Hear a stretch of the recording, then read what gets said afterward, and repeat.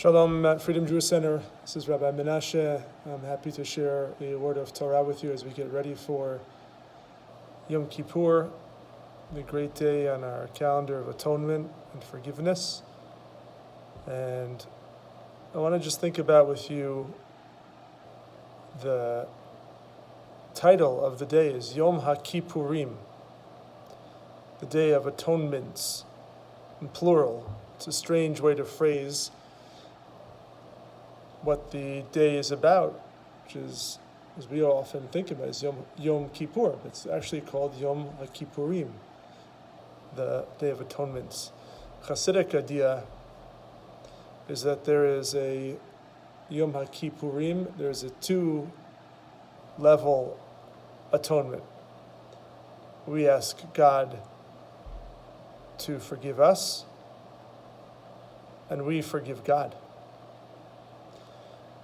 That's a radical idea and something to think about this year in particular, when a lot of us may feel grievance and hurt. I want to think about Yom Hakippurim in a different way too. It's a day of atonements. The word kapara, to atone, is a very versatile word in the Hebrew. The chaf pei resh, those letters, kafar, mean so many different things. For instance, we see in the portion of Noach that when Noah is building the ark, he's told, "V'chafarta oto mibayit u'michutz ba'kofer." You shall paint the planks of wood with kofer, with tar. And so kofer, those same letters of Kippur, is about covering, is painting over. And isn't that what atonement is about sometimes? It's covering something up. We don't always necessarily work through the hurt. We bury it, for good and for bad. So kapara is that. A person who is a heretic is called a kofer, a denier. And in a sense, on Yom Kippur, there is an atonement through denial. We almost tell ourselves what we need to hear in order to believe and make our lives better. So it's a different type of kapara, a kapara that denies what is going on in our lives. And another example of kapara is putting our blame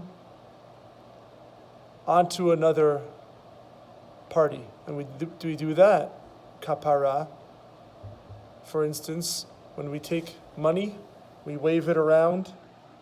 That's called kaparot. So the money, and sometimes people use a chicken, those become embodiments of the sin that's displacing sin from me onto the item, the dollar, the chicken. So kapara is shifting and adjusting and moving. And so when we think about Yom Hakippurim, the Day of Atonements, we can get there in a lot of different ways. We believe that God will bring us there in a lot of different ways. God will overlook, God will bury it, God will deny that it could be possible that we would have done this wrong thing. God will displace it and give us the benefit of the doubt. And maybe that's what this day is supposed to be about for us too. When we have our thoughts about relationships in our lives, we try to think of it in those ways.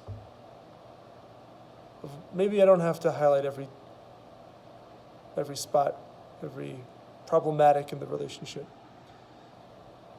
Maybe I can give them the benefit, deny the fact that there's just no way that person meant what I think they meant. There's just no way. I can't accept that, and I can save a relationship that way. Or I'll just tell myself that that person's hurt and the way that what they did to me, it was from a different place. And I'll put it somewhere else, and displace it onto a different circumstance, context, feeling.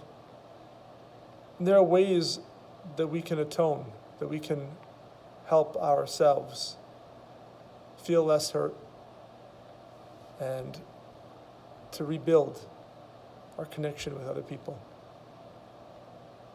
And so maybe Yom Hakippurim, that's what it's about. We do these many atonements.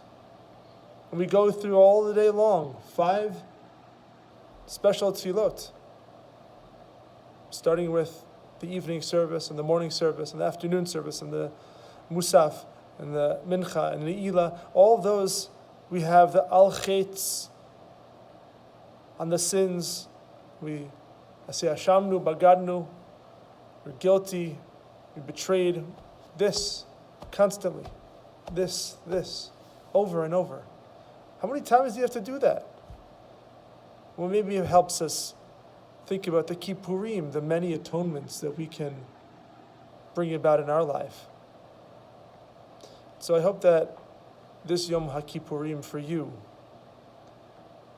in this year when we need to think more expansively, we need to be able to say to ourselves and in our hearts and to people we love that we're going to be as creative as possible to find a solution. And let's try to do that this year. And I think that's going to bring us a Gmar Tov. We'll solve our problems. We can solve more problems this way. When we're creative, generous, expansive, rather than holding too tight